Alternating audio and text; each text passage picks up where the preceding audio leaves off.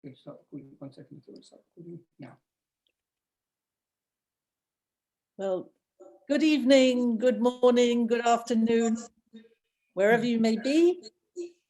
My name is Lynn Julius, and welcome on behalf of Harif, the UK Association of Jews from the Middle East and North Africa.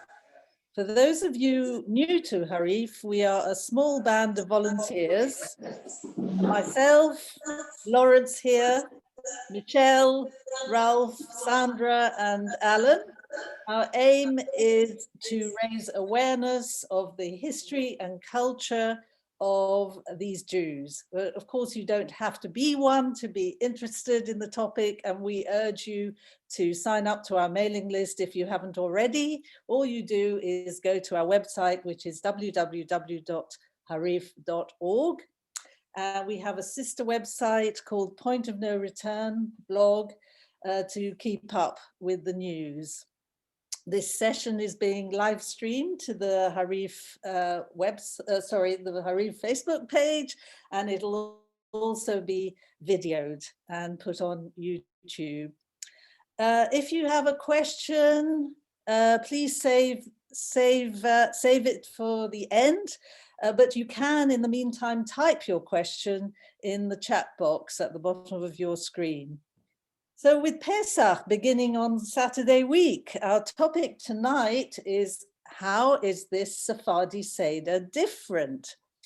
I should say Sephardi Seders in the plural, because not only do Sephardim and Ashkenazim have different customs at their Seders, but the Seder does differ from one Sephardi or Mizrahi community to the next.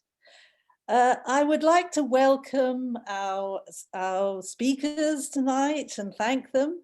And I'd also like to welcome our partners for this evening, JIMENA, which is Harif's counterpart in the US, and also Hampstead Synagogue in London.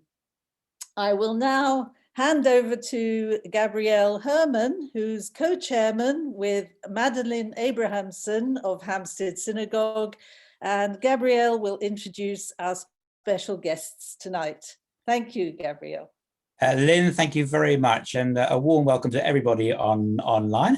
Welcome to Hampstead Synagogue, or more particularly Hampstead Synagogue online. And my name is Gabriel Herman, and I say that the pronunciations, I might get the pronunciations wrong in a few moments, so I just wanted to apologize in advance if I did the same. So I'm absolutely fascinated with the Sephardi experience. Hampstead Synagogue is an Ashkenazi community based in northwest London and has been here since 1892. So we're going to learn a lot tonight, and we're looking forward to that immensely. So let me introduce our guest speakers. We have three ladies who will each choose a special dish, talk about their specific customs, and tell us how Passover is celebrated in their communities. So we have Fabienne Weiner-Lusato. Fabienne grew up in Paris, the youngest of 7 children, with a Tunisian-born mother and an Italian father. Given her heritage, it's no surprise that her food is packed with Mediterranean flavors. She is a professional chef and a contributor to the Jewish Chronicle. She will explain how the Seder is conducted in Tunisia. Esther Amini is the author with Parisian roots of the acclaimed Concealed. Esther is a writer, painter, and psychoanalytic psychotherapist in private practice and lives in New York City. Concealed, her debut memoir about growing up in a family with roots in Mashhad, Iran, has won an award. She will describe a typical Iranian Seder. And Linda Dangour. Linda was born in Baghdad, and as a child wanted to become a writer and poet. She ended up being a graphic designer and a cookery writer.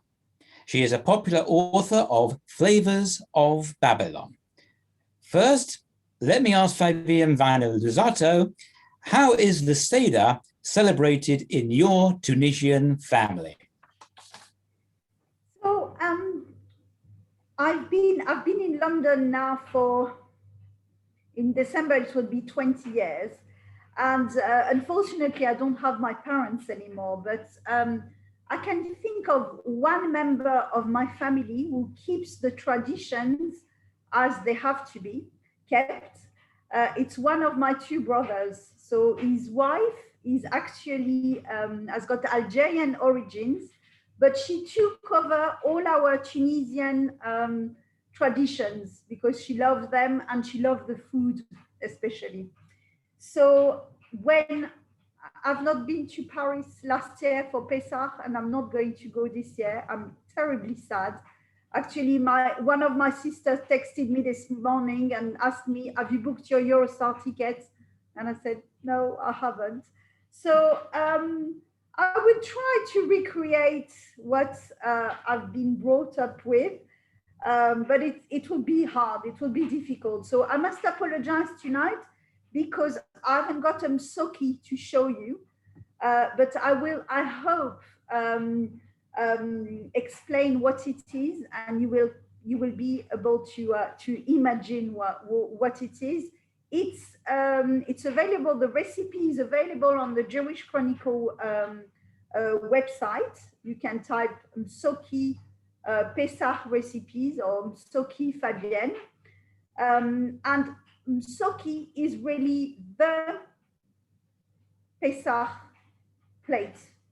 It's an explosion of fireworks of vegetables. It's it consists of cutting probably around minimum 15 different vegetables into very small cubes. Don't forget that Jewish Tunisian people can eat beans, can eat peas. So the idea is to have as many green and white vegetables as you can. So we have, we put some onions, we put some leek, we put some courgettes, we put peas, we put fennel. We keep the leaves of all the vegetables. We don't throw away any leaves. The idea is really to not to waste anything, and to use even the little leaves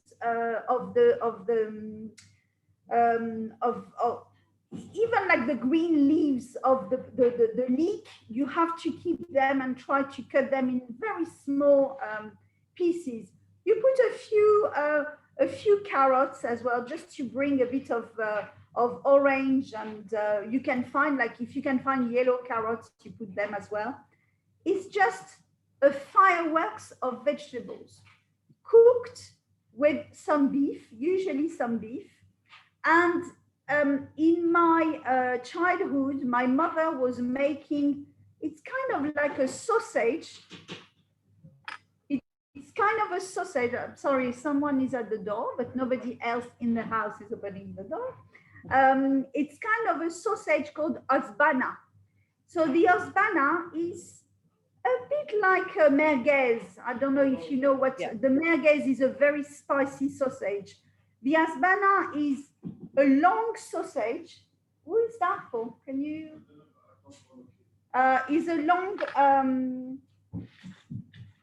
Is a long sausage, and it's filled with mince meat and a lot of different herbs: parsley, coriander, dill, mint, and it's chopped very, very finely. Yes, Socky for you. But yes. you see, the vegetables are not perfect enough for me or for my mother, bless her soul. You had to cut the vegetables in very small pieces. And my father was saying the smaller, the better, because the vegetables melt in your mouth. They are cooked for at least 3 hours with the meat. And before we serve it, we crack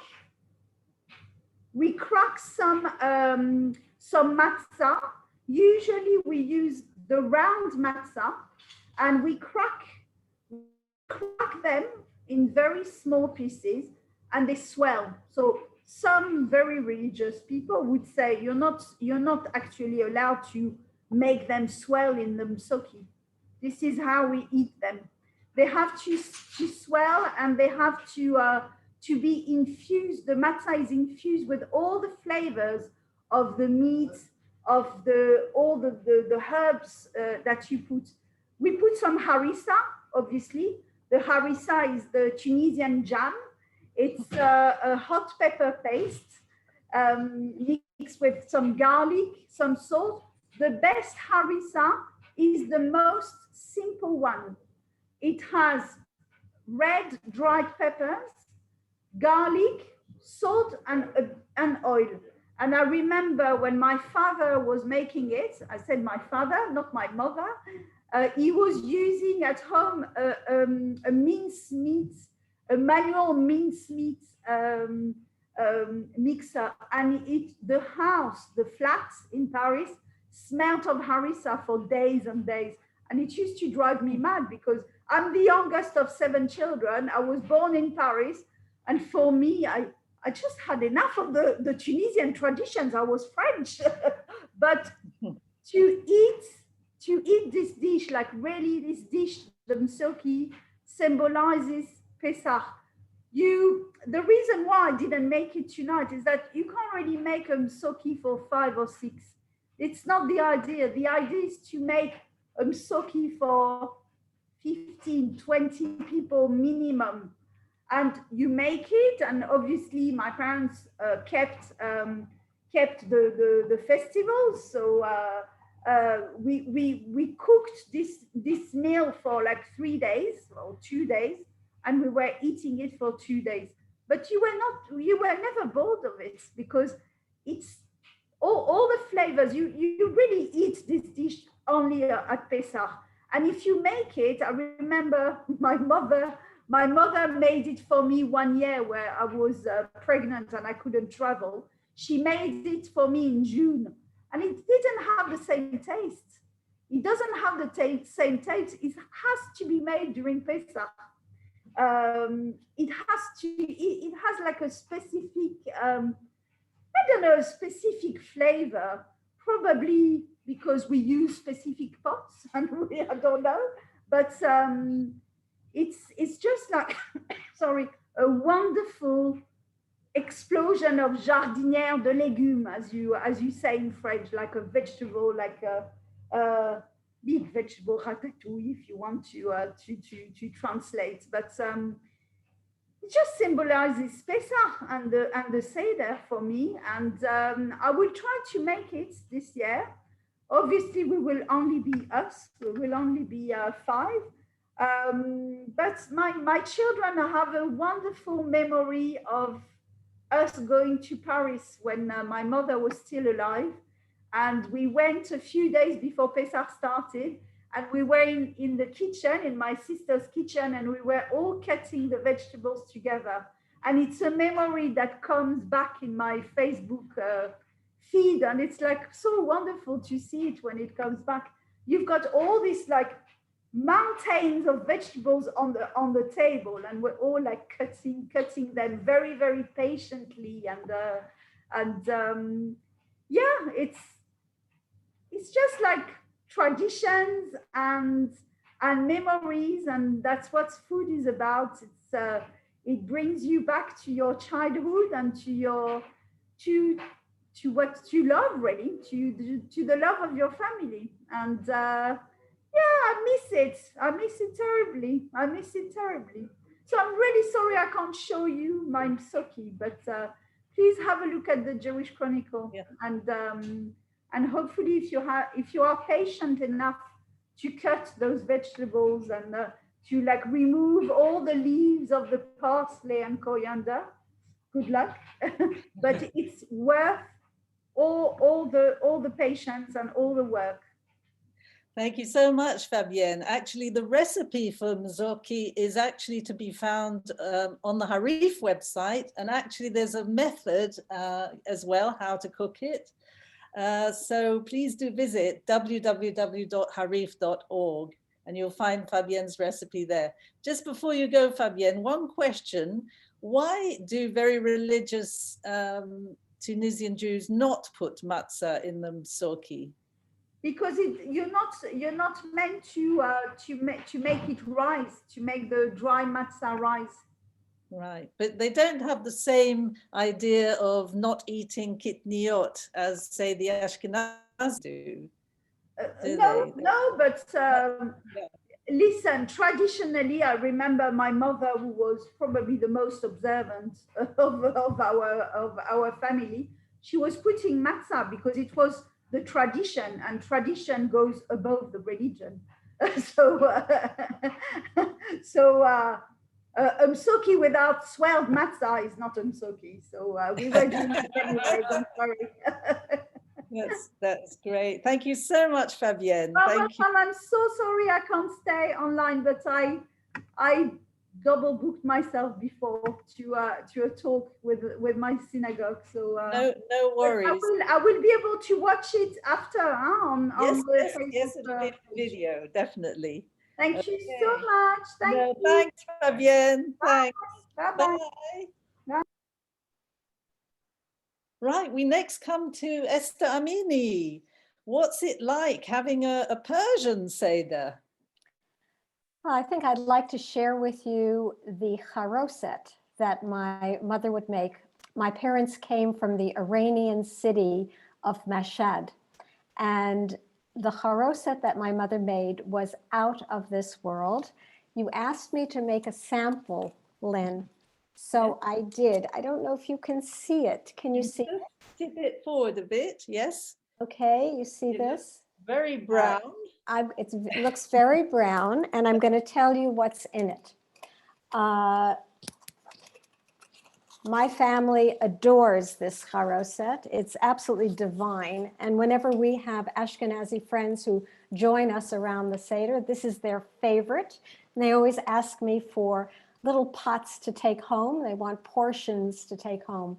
This charoset has 1 cup of ground walnuts, 1 cup of ground almonds, 1 cup of ground pistachios, 1 cup of ground hazelnuts, 1 pound of seedless raisins, 3 red sweet apples, 3 pomegranates, and a glass of extra heavy Malaga wine.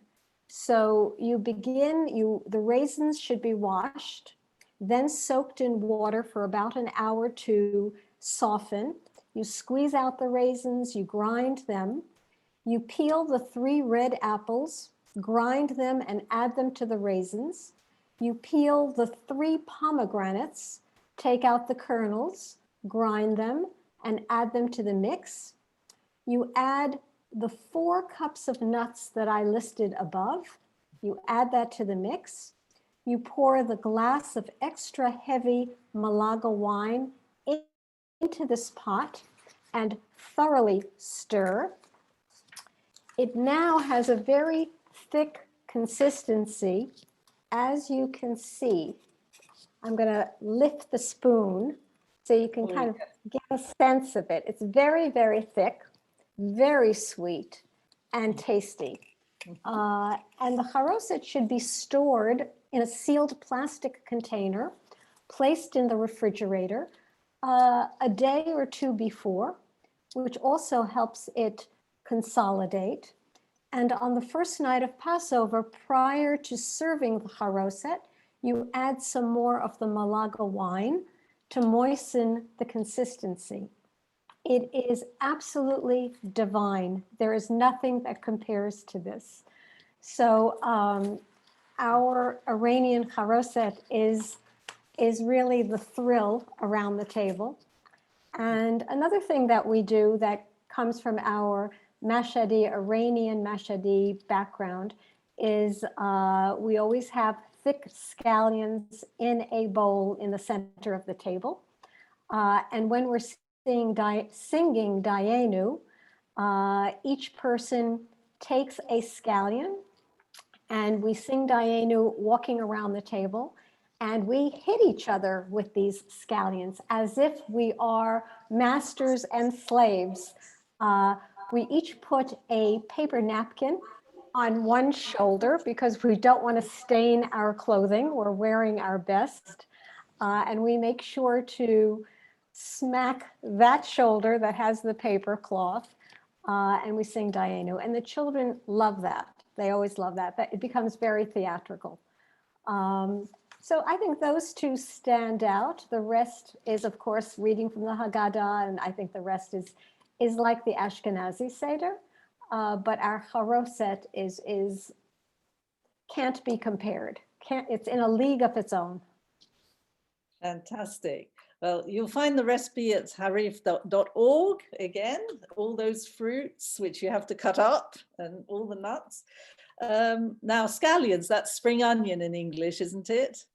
But I've heard you can use leeks as well. Is that? You can use leeks. Leeks are thick and they hurt.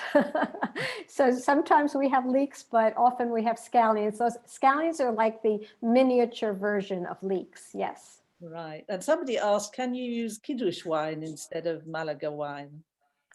Well, the reason we use the Malaga is because it's thick and very syrupy and sweet.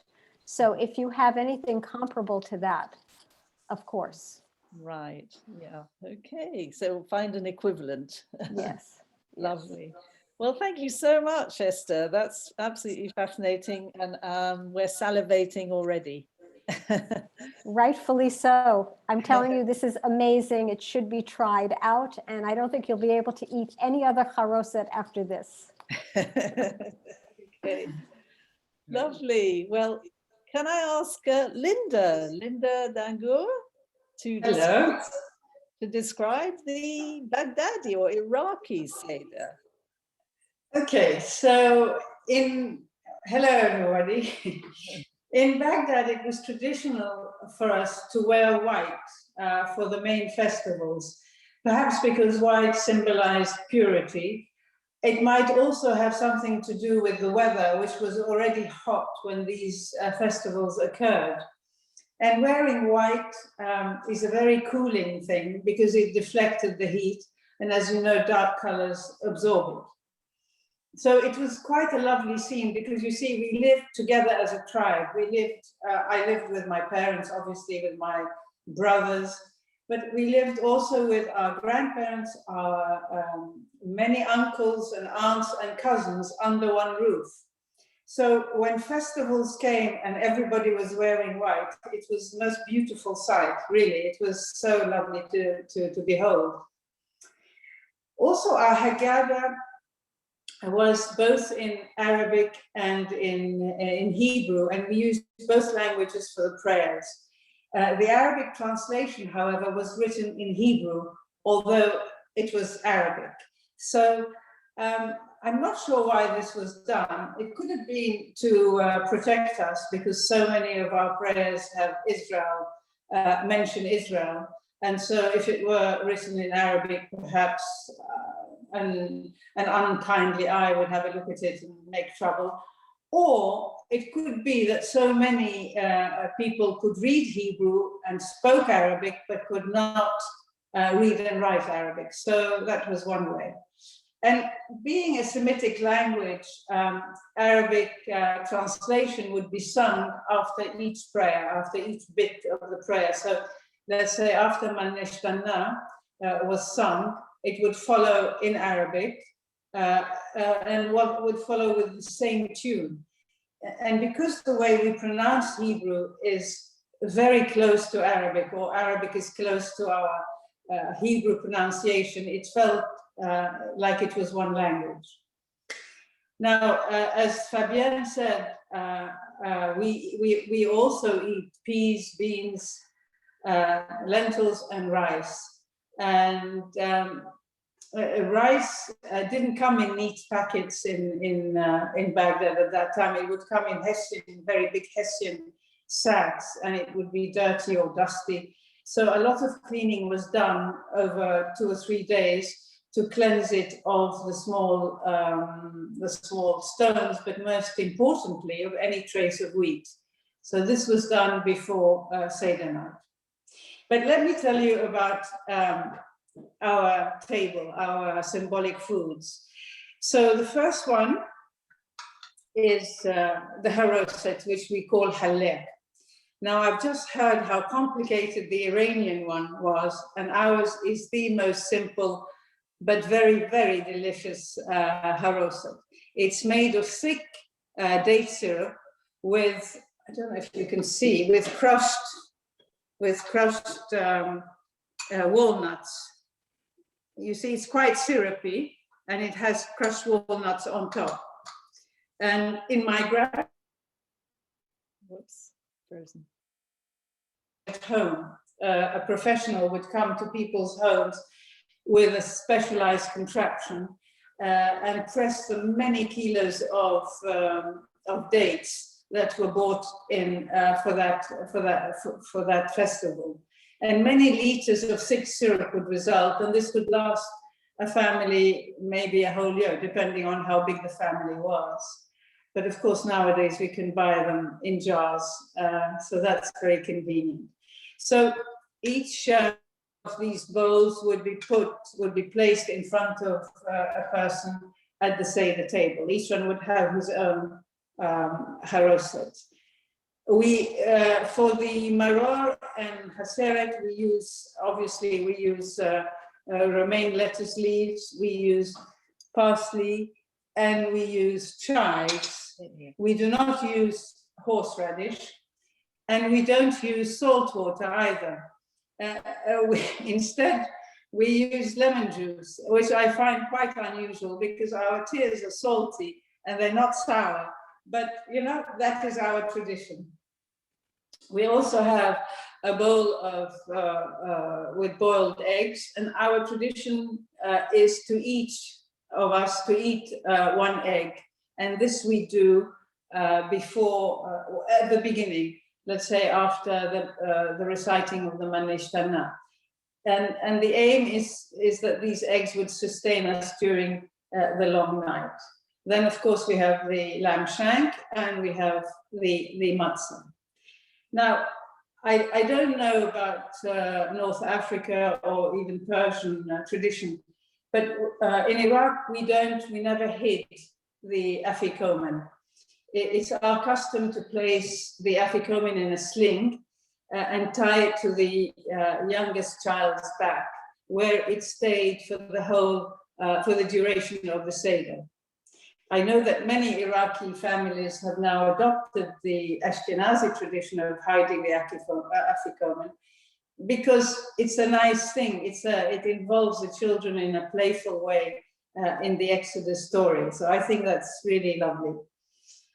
I was wondering once about this idea of hiding the afikomen, wondered if it had anything to do with the Easter egg hunt. You know, if the Ashkenazis who were living in Christian Europe were perhaps influenced or inspired by that, but who knows?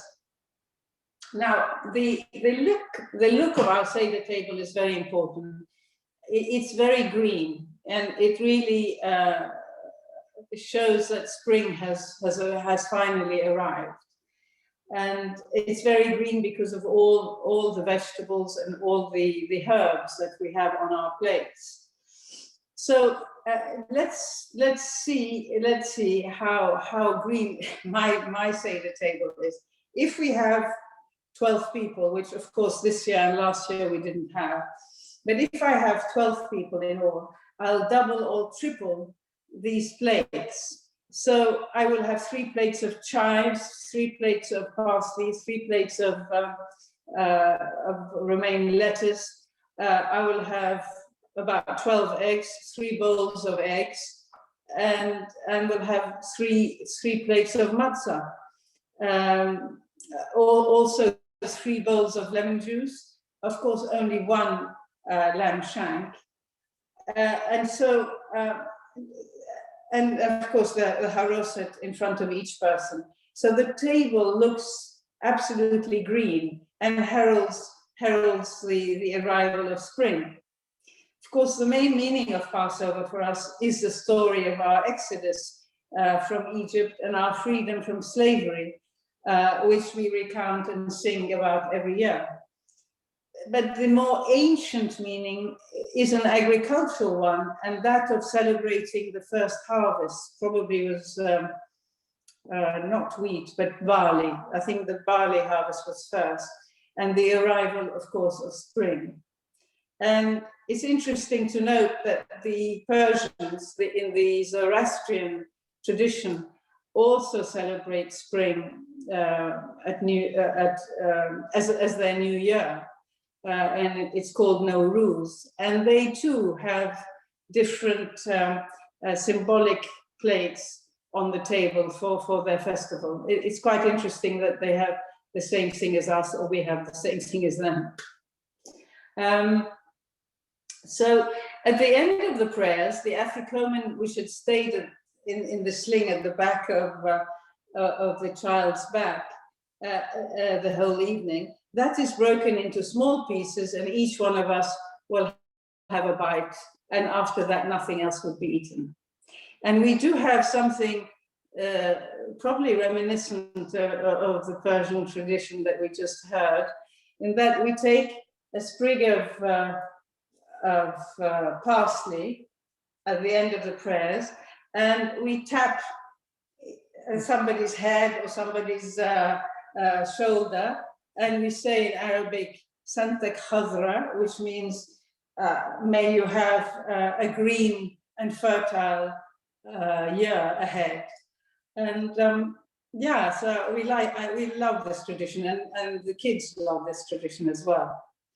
Now, Lynn, you asked me if we had any specific main dish that we do for Pesach, and we don't.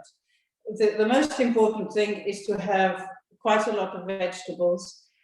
So we can have a sweet and sour dish with okra. We can have a dish with meat and vegetables. We have a lot of salads, steamed vegetables, and of course I made this dish, which is stuffed. Well, I don't know how you're going to see it, because my stuffed courgette.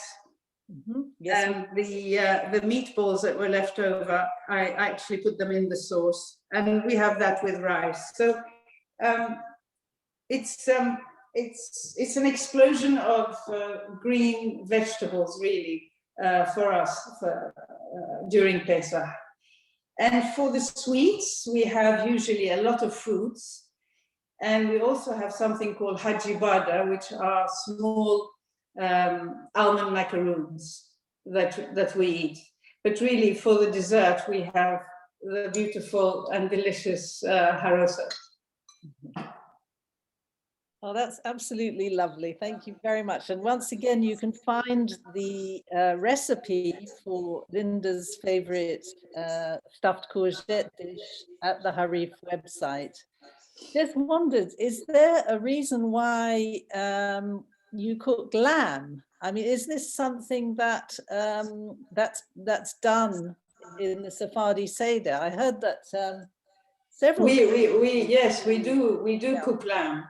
And I was talking to an Ashkenazi friend who was quite surprised that we eat the lamb and that we eat the eggs as well. But we do eat lamb.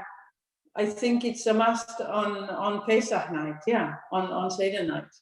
Mm-hmm. I'm not sure why, but could it be, well, because it's the Paschal lamb, the Pesach? Yes, I mean, there are, yes. There are allusions to that. Mm-hmm. But it's interesting to note that the Ashkenazis do not eat. They must, this friend of mine said, we don't eat lamb. I mean, it's really, I wouldn't say prohibited, but it's something that they avoid doing, which is interesting too. Mm-hmm. Very interesting. Can I ask you about the eggs? Are they boiled or baked? Well, we boil them, but sometimes we bake them, but usually we just boil them. Mm-hmm. And I know some people bake them, like at the same time as they bake the zerua, they bake them. So what do you have, boiled or roasted? Yeah. We have baked eggs. You do? And We used to have, very and sweet. now we boil them. So I don't know. Yes. But as you say, 1 egg per person. That is One egg per person. So yes, yes. But again, I think in some Ashkenazi tradition, they do not eat the egg, as they don't eat the lamb shank. They just put it to the side. So that's another thing. We eat it. We eat. Eggs and salt water. Yes, they have eggs in salt water. That's my husband's Ashkenazi tradition. Egg in salt water. In salt water. Well, that would It be is nicer than It's meant to remind you of the tears. Yes, that's right. Right. But that would be nicer than eggs in lemon juice, I think. yes, that's right. Keep the lemon juice away from the eggs. Okay.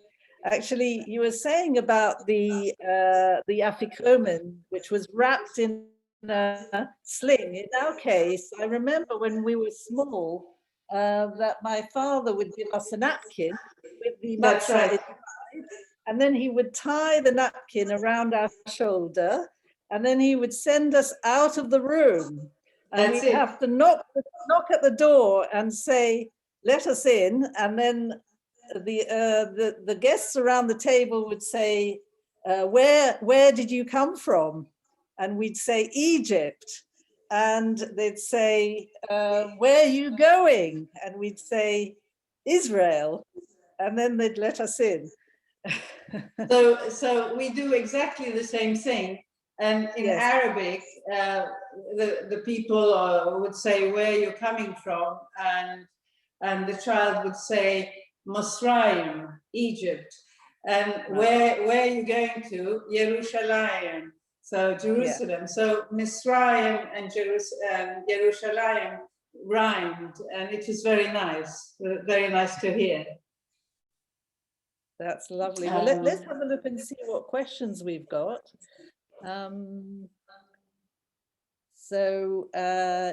Yvonne Hayes says, before you can eat the egg, you have to bang your head with the egg on the wall. There's a lot of head banging going on.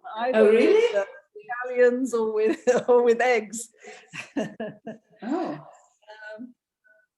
And Odette says, which tradition is that? Banging the head with the eggs. Whose tradition is that? Don't say. Yvonne Hay, I think she's from Iraq. I may be wrong. No? Okay. And Regine Savdier says that she also ate lamb in Syrian culture. That's interesting. And Sarine de Picciotto says it's an Egyptian tradition as well. Gosh, amazing. Yeah, so that's what we do.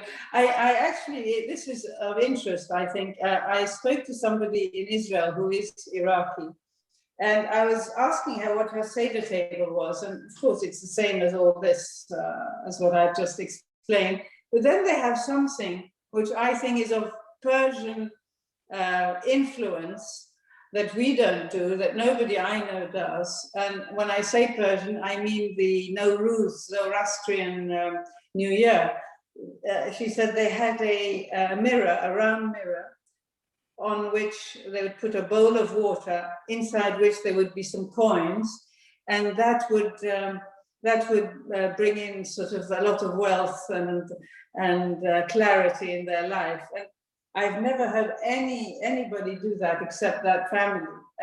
So I don't know if they had roots in Iran before that and they just brought it over. Yeah, and very interesting. Esther, do you know of that tradition? Does that ring a bell? No? Exactly. She's got to unmute herself. Yes. I'm asking her. Can you unmute yourself, Esther? Esther. Yeah. Esther. Which Yeah. Esther? Esther. Who's- Yeah. Yeah. Sorry. It's Michelle. Yeah. Hello, Oh, Esther. Hi, Yeah. I'm Yeah. sorry, I didn't know I was muted. The answer was no, I'm not familiar with that tradition at all. Again, the Jews from Tehran might have that. I mean, that may be part of what they do for Passover.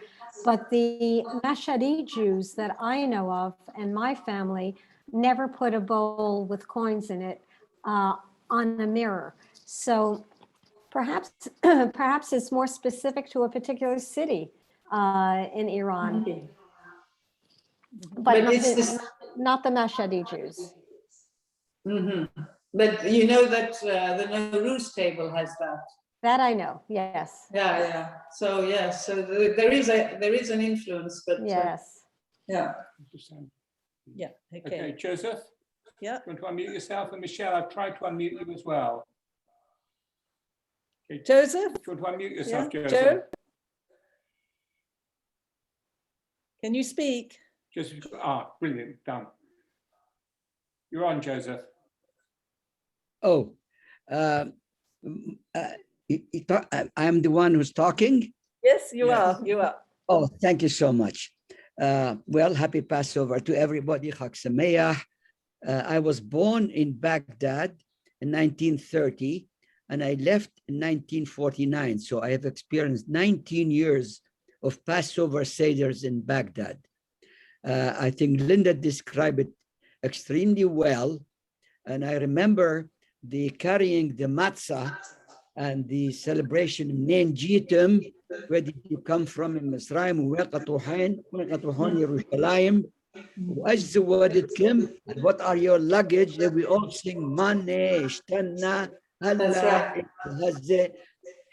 and of course the charoset was the date juice and crushed walnuts was an amazing treat. And of course the eggs we used to crack on the head. It was a tradition that we still practice it. And it's a celebration is the Passover is the most celebrated in the Jewish people. And I thank Linda for organizing this meeting. And if you have any question about it, I'll be happy to answer. Thank you very much, Joe. Just a comment in the chat that a North African tradition is to take the Seder plate and lift it up and circle it around the head of each of the guests. And when we had Norman Stillman talking to us the other week, he said that this was a very ancient Sephardi tradition because they found mention of it in an old Sephardi text from Spain. So, and certainly it happens in Morocco, in a Moroccan Seder, you'll see that, the Seder plate, circling around the heads of the guests. And also I think in Tunisia, correct me if I'm wrong, Tunisians on the call. Grace Yeah, so Vivian says, yes, her father used to do that. Great. In the old days, they used to get a chicken and they used to take the chicken and put it around the head, and that chicken was supposed to be for charity. And so now we do that with money. You just go like that, and then you give that note or that amount of money to charity. So it's the same sort of thing, but sort of thing. Yeah, interesting. Grace. Grace and Danielle. Yes, my name is Grace Hillel. I live in Ottawa, Canada. And my cousin Vivian Bershan is on today with you. Yes. And I think I remember Linda Dungur from a hell of a long time ago. My aunt is Elaine Dungur. And oh, really? I am telling you, you did exactly the right thing with the halep and the eggs and the Yerushalayim and Misraim. I left Baghdad in 1959, but we still carry on. And I still make I call them mesafan, but they're the almond cookies. And my Ashkenazi friends just love them. So I just wanted to put in my 2 cents. That's it. And I love this. This is absolutely amazing. So can you tell me your maiden name? Gurji. I am the daughter of Madeleine and Salim Gurji. Well, I left in 59 as well. And so Yeah, I'll find out who you are. I have no recollection of the name, but You two nice together. to hear that. Yeah. Okay, so I just want to put in my 2 pence worth. I don't know if you can see this. I made a few almond macaroons. Of course, almond macaroons are a staple of every diet at Pesach, whether you're Ashkenazi or Sephardi. But if you want to add a little Sephardi twist to your macaroon, add a bit of cardamom. And this is Yes. And rose water. And rose I'm water. not a great chef or anything, but anyway, that's my contribution to this discussion. Okay. Wonderful. Lynn, also a spray of rose water. Wait a minute. I just want to ask if anybody knows does a mimuna or takes part in a mimuna, and can you explain what a mimuna is? Can we do Ariel first Yeah, and then Mimuna? Okay. No. So I can give you an answer Yes. that receive. Good evening, sorry, Ariel from Jerusalem. Yes. From the Ariel. Rabbi Isaac Rouge from the town of Tlemcen. Which is Says that Algeria. the first time that you hear about Pesach is on Bayom HaRishon, the first day is holy, and the last day, 7th day, is holy. If it is a holy, the Yom HaRishon, but in the Sefer Devarim, the 5th book, it is written, Ubayom HaRishon Chag, Ubayom HaShevi'i Chag, Atzeret. It is another, like Shmini Atzeret, as if it was day number 8 for Pesach. It is possible that people who came from around the Mediterranean Sea and go during the Bet HaMikdash in Jerusalem, after the holiday of the Pesach, they make another day that who is the 8th day, as it is written in Sefer Devarim. This is Atzeret, like in Atzeret in Sukkot, you have the Sukkot 7 days, and after Shmini Atzeret. So for Pesach, it could be that it was a custom to make 8th day for people who came from outside the country. And I want to say about the plate on the head. For years, 100 years before, the chief of the family, the father, takes the plate with the mother and the children and make a trip around the house. As it is written in the Bible, it is written, Chayav Adam le'arot et atzmo ke'ilu yatsa miMitzrayim. Somebody have to that other make himself as he get out from Egypt. But it happened by the time that we were attacked by hurt by Arabs or something like this, and we cannot get out with the plate, the children, the mother. So we stay home and we take the plate on the head.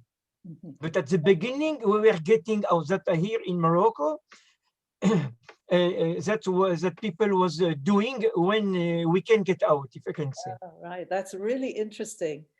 Yeah. Okay, so next we've got Albert Ades. Thank you very much. Albert. Hello. Hi, Lisette. Lisette. Okay, first of all, I'd like to show you our date syrup. This is from Basra, so you cannot get better date syrup. You see the Basra molasses date syrup.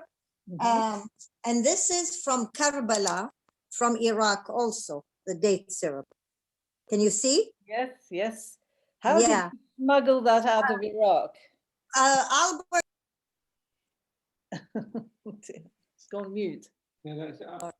Like Linda said, they used to buy a lot of dates and bring people in the, this is,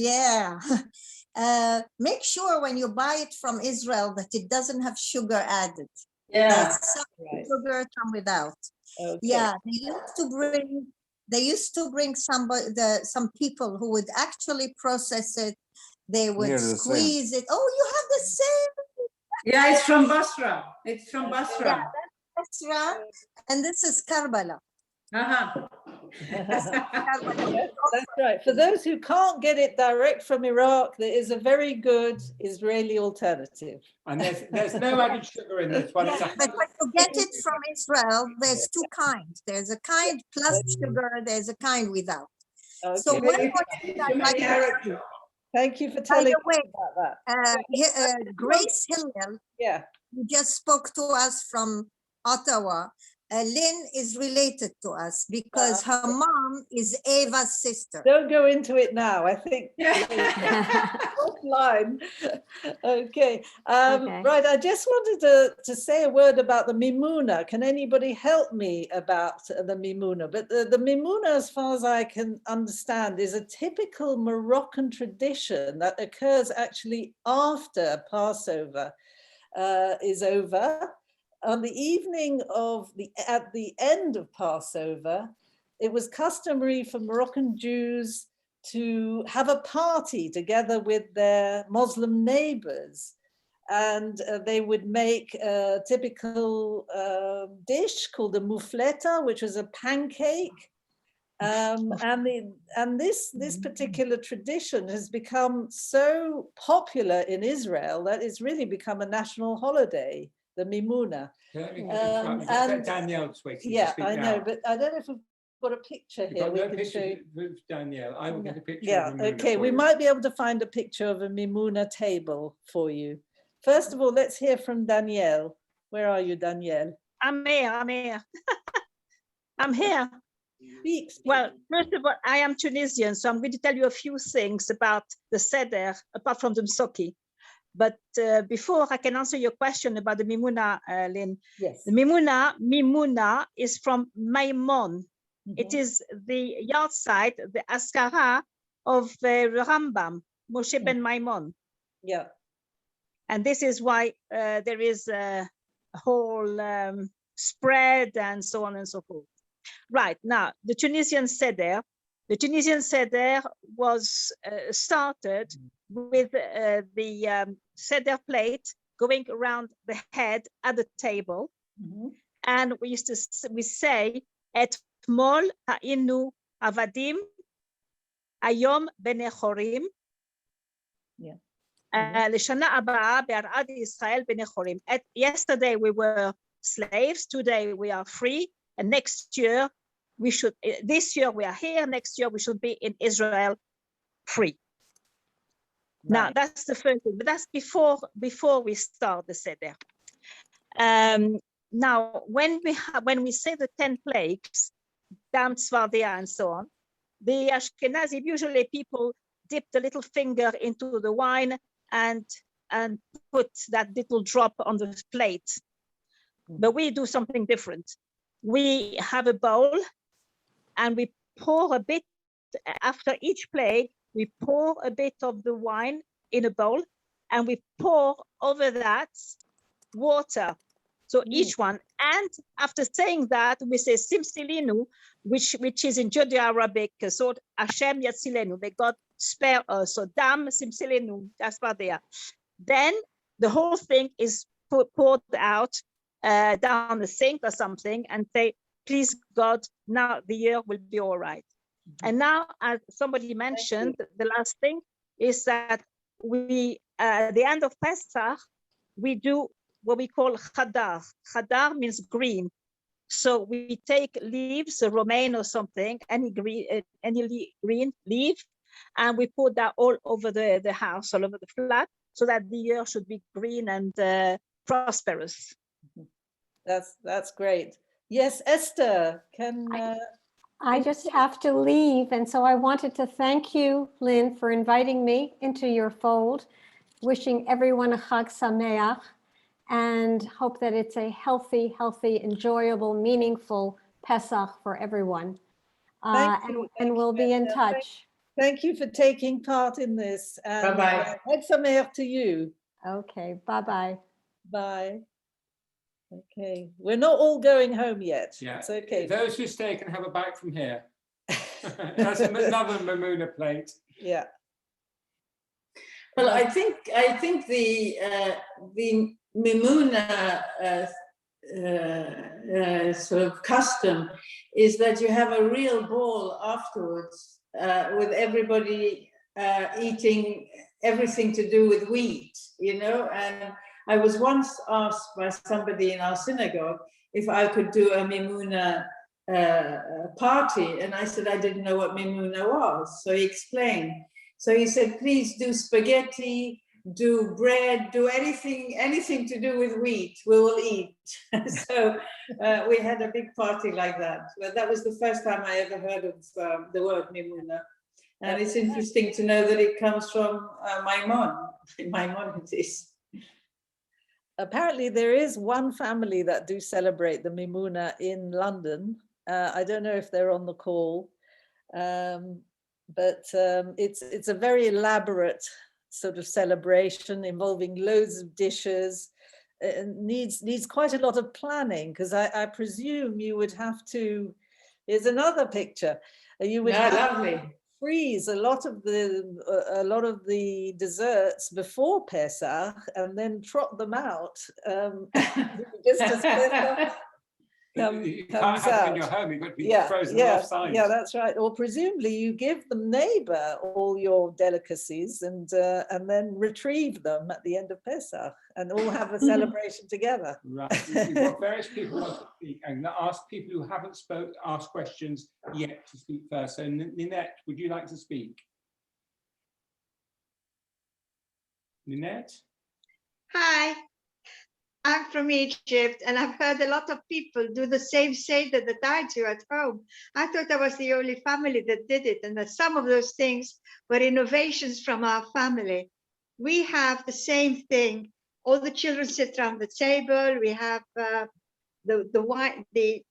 When we do the sins, we pour the wine in a jug, but we turn our faces away so that it doesn't affect us. And then the lady of the house covers the bowl with the water and the wine, takes them to the toilet, flushes it down and say, may all our sins, all our sorrows, all our illnesses, and may we have a beautiful, blessed year ahead. And then we go to the table and we have the Seder, but we don't have, I make 3 different types of pie. One is courgette, the other one is leek, and the third one is spinach. So they're all green things, and we eat that with a chamin egg. And that is a tradition that my grandmother, who came from Spain, traveled through Italy, Turkey, came to Egypt, I came to England, and I brought it with me. So we have the 3 pies, which are baked, and the eggs are baked at the same time as the pies. So we all have baked eggs. But half my family is Ashkenaz, so they like the salt and water with the egg, and the others, like myself alone, has the egg on its own with the pies. But they all love the pies, and we do not have a dessert at Seder, on the Seder night. When we finish the meal, after we've done all the singing and we finished, we do not have a dessert, because when we left Egypt, we didn't have time to have a dessert. We only had a meal. So we never have. And the Mimuna, because it's the end of the Pesach, we have then a big celebration that we are released from slavery. We have arrived in the land of Israel, land of plenty, land of freedom. And we have nothing else but sweets and desserts. Almonds in plenty, walnuts, dates, stuffed dates, you name it, we make things. And my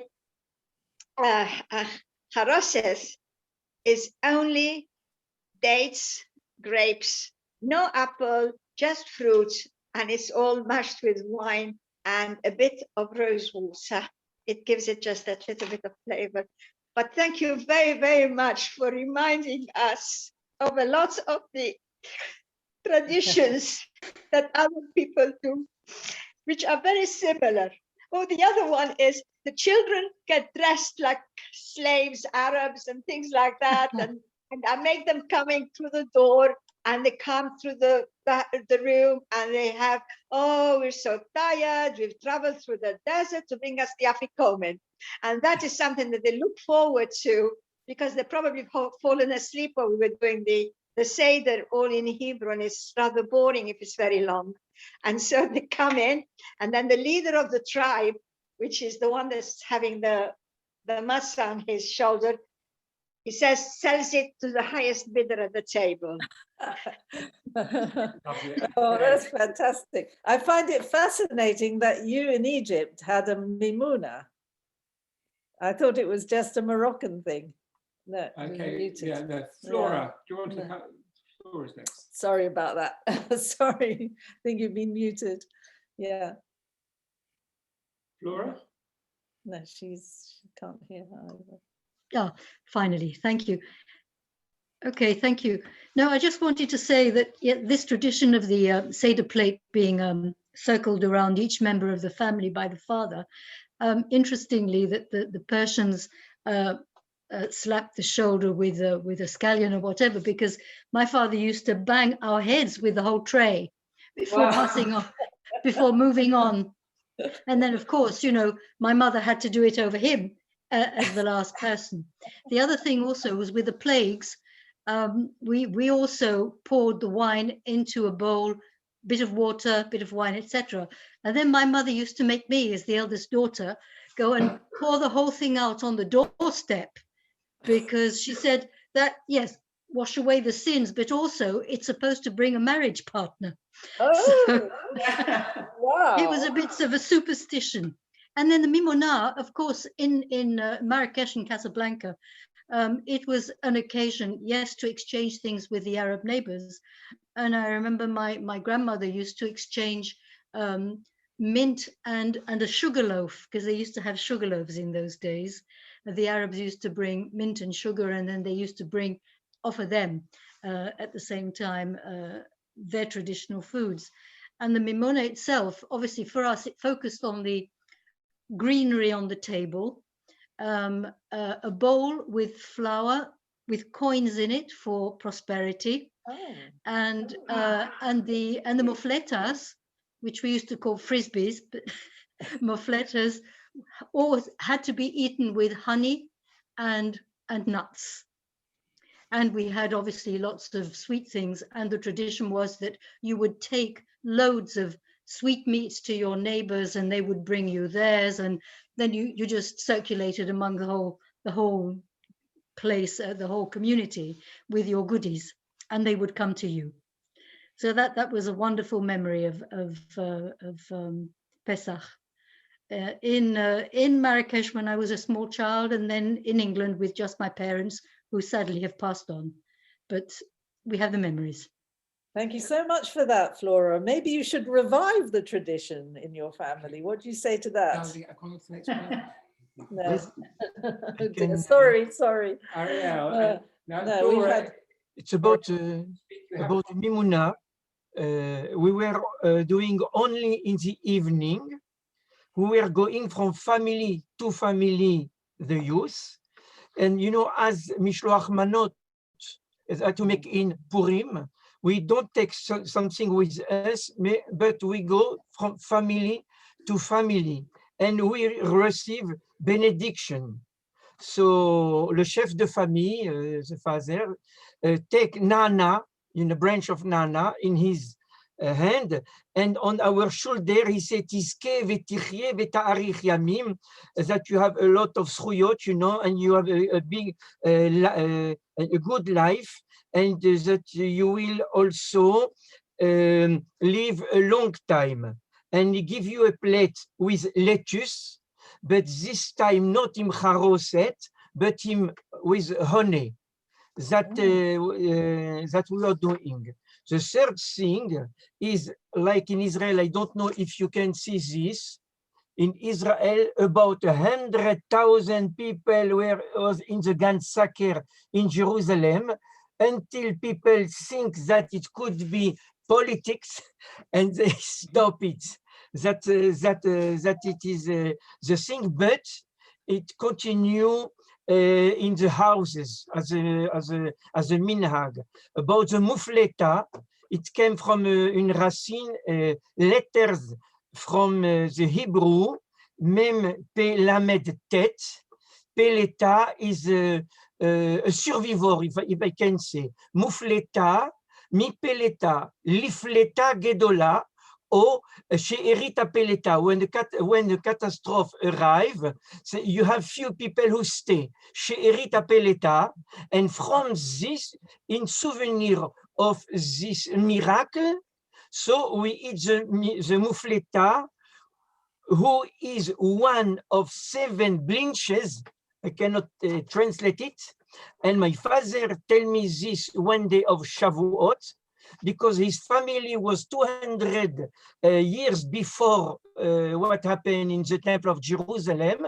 And our family was going to north of Africa, Morocco, until Jerusalem.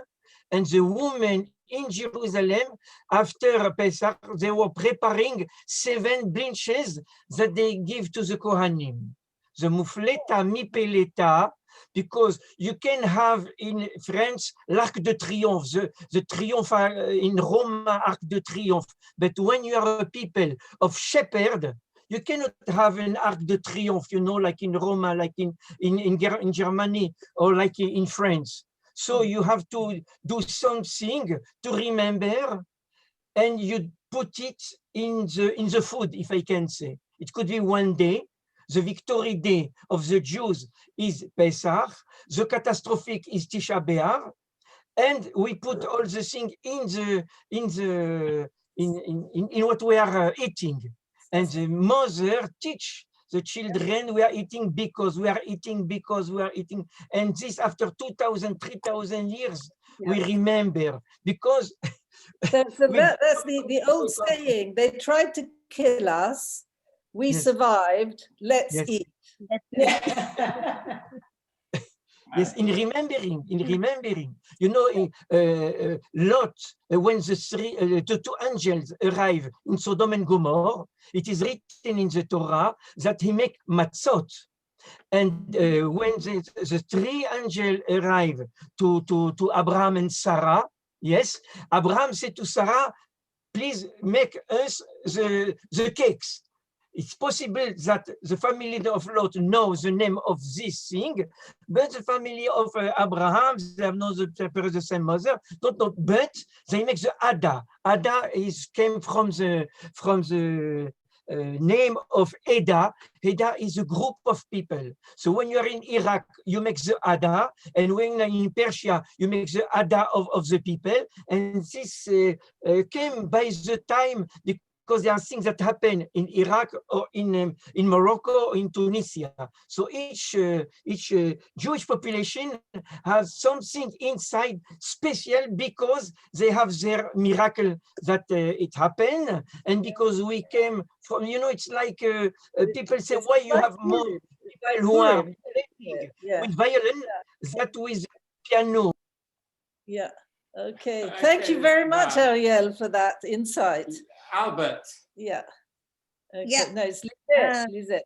Here in Canada, we have a lot of people who Moroccans, and we have an Iraqi lady who is married to a Moroccan guy, and she does a memuna every year. And the whole area, like people come in and go. They go from one house to the other that has a memuna. I happened to go to 3 memunas in one night once. And each one was totally different. You know, one of them, they had all kinds of breads, nut bread, etc., with cheeses and burag and stuff, because she's half Iraqi. She's Iraqi, her husband's burag, for those who don't know, explain. What's burag? What's burag? Burag is like an egg roll with the actual dough is crisp, because it's like cigars, the Moroccan cigars, right? Very similar to that.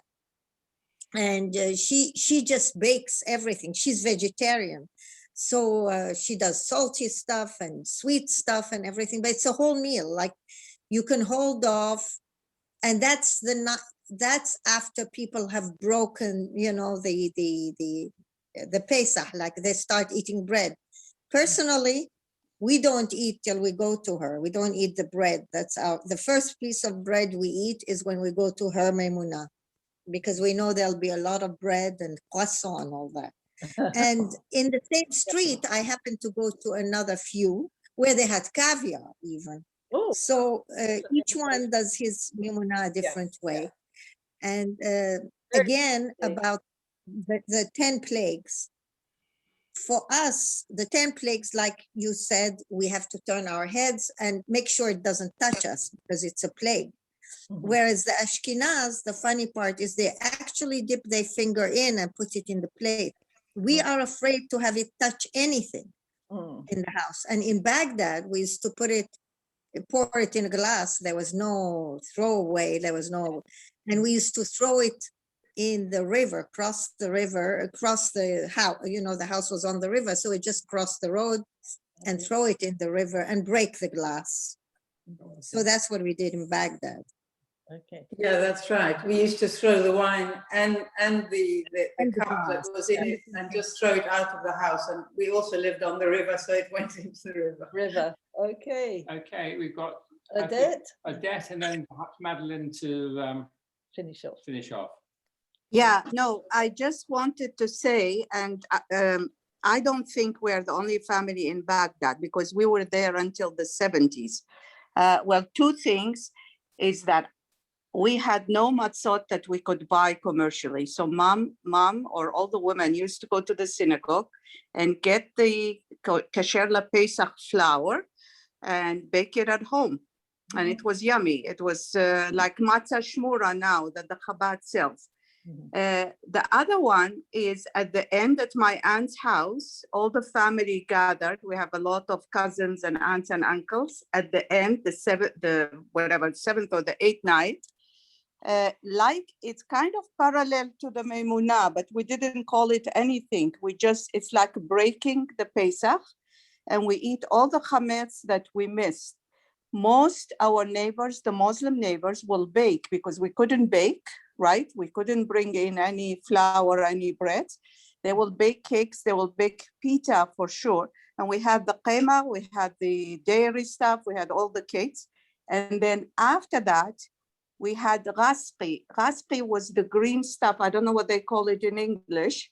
You know, the hedge of our backyard was all rasqi. So we used to get clams of rasqi and hit each other and say, Santa Khadra, may your year be green. So it's interesting. I'll be interested if other Iraqi families did that as well. But that was very clear in my mind.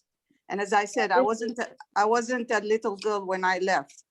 I lived the same time as Lisette lived in those times.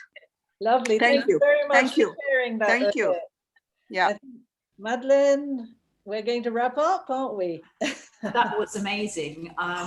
As a good Ashkenazi Jew who grew up with chicken, and I've now turned vegetarian, I am extremely jealous of all your traditions. I mean, they're not vegetarian, but the amount of green vegetables on the table and the smells that I couldn't smell that I would have loved to have smelled were absolutely amazing. And the ladies who produced all this for us tonight, and it's still 10 days to Pesach, and there's all that work to do for Pesach itself. Thank you so much. It was really interesting, and I wish I could have kinyot as well. That would be fantastic. So it was interesting to hear about the different countries. Some do, some don't. I hadn't realized the variety of tradition within the different countries. I assumed Ashkenazi and Sephardi, so that was fascinating. Also, very interesting about Harif. You've got people all over the world on here tonight, so I'd love to hear more about that from you. Okay, I'll put you on the mailing list, no problem there. Thank you very much to Lynn and Lawrence for arranging this, and to all your lovely cooks who've spoken, and everybody for asking so many questions. Thank you. Great, thank you, Madeleine. And thanks everybody for joining us. Next week we go to Kurdistan, literally. We have somebody from Kurdistan who will be talking about Jews, past and future. So I hope to see you all then. And in the meantime, Hag Sameach. Hag Sameach. Hag Sameach. Bye-bye. Now, okay, I'll just let everyone to unmute themselves so everyone can Thank you very much. Thank you. Everyone from Los Angeles. Thank you. Hag Sameach. Hag Sameach. Thank you. Hag Sameach. Thank you very much. And tonight, Thank you, everyone. I send you the recipe of the moufleka. Yes, the recipe for Axel, moufleka may I have everybody? to the website. They're not easy to make. okay, and I'll Let's stop.